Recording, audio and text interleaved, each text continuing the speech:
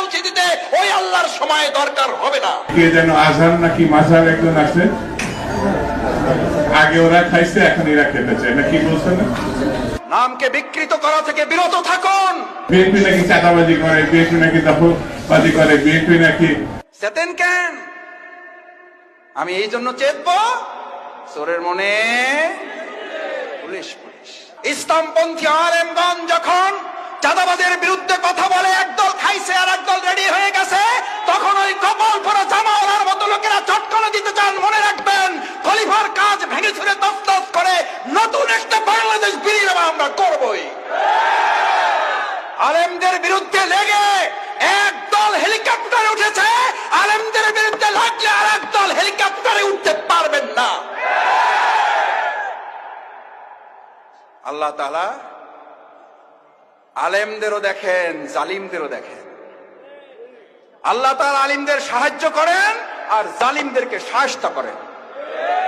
সুতরাং আলেমদের বিরুদ্ধে অবস্থান নিয়ে কেউ জালিমের কাতারে যাওয়ার চেষ্টা করবেন না, পরিণতি কারো ভালো হবে না।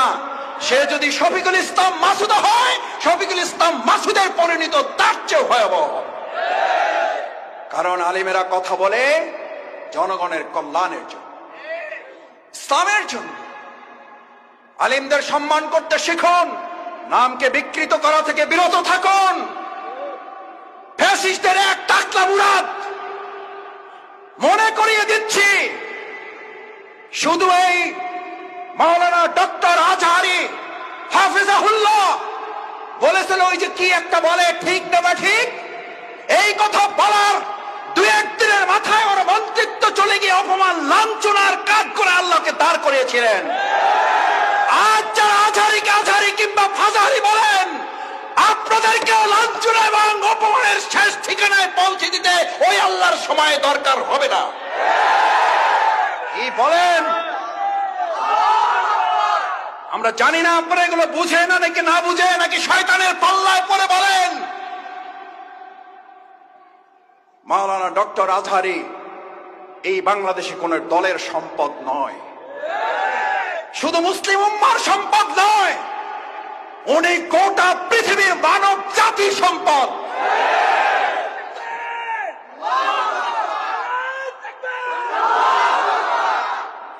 ওনাকে আপনারা বলেন একটা দলে যোগ দিয়ে দেন, আরে ভাই উনি তো একটা দলে আছে, বুঝেন না কেন? উনি তো একটা দলের কথাই বলেছে, সেই দলের নাম হচ্ছে ইসলাম। ইসলামের কথা বললে যদি কারো গায়ে আগুন জ্বলে, তাহলে বুঝতে হবে ওটা মুসলিম নামের কলঙ্ক, ইসলামের দুশমন।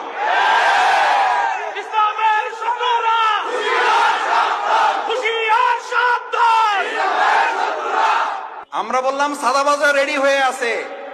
আরে ভাই, রেডি হয়ে আছে বলার মধ্যে দিয়ে যদি আমি ভয় পেয়ে যাই, তাহলে তো আমি দুইটা অন্যায় করেছি। নিজ দায়িত্বে এটা আমি এবার ঘাড়ে চেপে নিয়েছি। চোরের মনে দুই উজু করা লোক সকালবেলা, একজন তাহাজ্জুদের জন্য আর একজন চুরি করার জন্য নাক মুখ ধোয় না।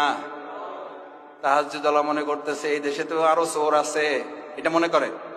তাহাজ্জুদওয়ালা মনে করে আমার মতো তাহাজ্জুদ পড়ার লোক তো এই সমাজে আরো। চোরওয়ালা মনে করে চোর আগে তো একা করতাম, এখন থেকে আমার দলে লোক আরো।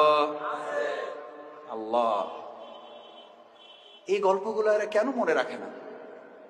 এগুলো তো গল্প না, এই গল্প মনে রাখলে তো চেতার কথা না। চেতেন কেন? চেতেন কেন? আমি এই জন্য চেতব, চোরের মনে পুলিশ পুলিশ। সে যেই হোক, শফিকুল ইসলাম মাসুদ যদি মনে করে আমার মধ্যে চোরামির অভ্যাস আছে, তাহলে পুলিশ দেখলে তো ভয় একটু। হাত কাটার ওয়াজ যদি করার পর ভালো মানুষেরা ভয় পাবে না চোরেরা ভয় পাবে? তাহলে হাত কাটার ওয়াজকে ভয় পান কেন? সুদের বিরুদ্ধে ওয়াজ করলে মসজিদের সভাপতি খেয়ে যান কেন? আবুল হেকাম কিসের বাপ? বুদ্ধির বাপ ছিল, শুধু কি ছিল না? ইসলাম না থাকার কারণে আবুল হেকাম যদি আবু জেহেল হয়ে যায়, আজকে যারা রাজনীতি করেন আর তারা যদি বলেন ইসলামের মধ্যে টাইনেন না, ওই বেটা কি আবুল হেকাম না আবু জেহেল? ওই বেটার নাম কি? ওই বেটার নাম কি? ও আব্দুর রহিম হইল ওর নাম, ওই বেটার নাম আব্দুর রহিম হইলো, ওই বেটার নাম কি? ওই বেটার নাম দুদু মিয়া হইলো, ওই বেটার নাম কি? কথায় রাগ করেন না, বুঝে শুনে কথা বললেন। আবু জেহেলের লাইন ধরেন না কেউ, আমাদেরকে ভয় দেখাবেন না, কারণ আমরা ভয় করি কাকে? কাকে? আল্লাহকে যারা ভয় করে, গোটা দুনিয়ার অপশক্তিরা ভয় করে তাকে। এই জন্য আমরা বিগত 15 বছরে 3 জন নামলে প্রশাসনের প্যান্ট খুলে পড়ে যেত। জিজ্ঞেস করতো কারা নামছে, কয় হুজুররা, কয় কোনো অসুবিধা নাই, কয় ব্যানার দেখেন, ব্যানারে কি লেখা আছে, কয় ব্যানারে লেখা আছে জামাত ইসলামী, কয় এবার সাবধান থাকো। বলছে না বলে নাই? আলহামদুলিল্লাহ 3 জনে এই যাত্রাবাড়ি রাস্তা কাঁপানো হয়েছে না হয় নাই? আপনারা গুলির মুখে থেকেও এগুলো প্রতিবাদ করেছেন না করেন নাই? ইনশাআল্লাহ আমরা ভবিষ্যতেও এই অন্যায়ের প্রতিবাদ।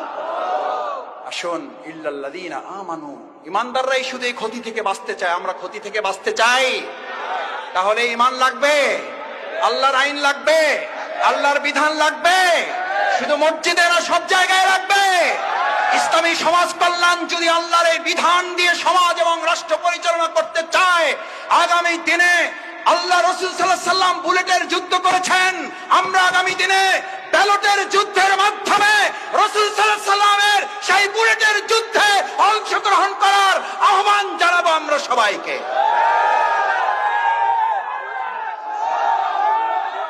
রাজি সবাই?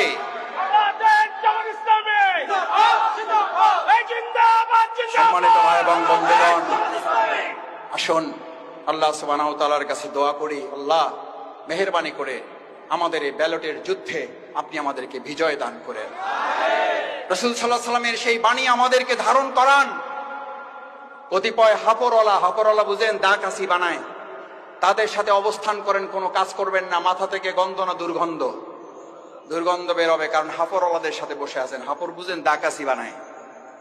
রাসূল সাল্লাল্লাহু আলাইহি ওয়াসাল্লাম বললেন, তোমার আতর কেনার সামর্থ্য নাই, পকেটে টাকা নাই, আতরের দোকানে সকাল থেকে সন্ধ্যা পর্যন্ত বসে থাকো। গন্ধ না দুর্গন্ধ?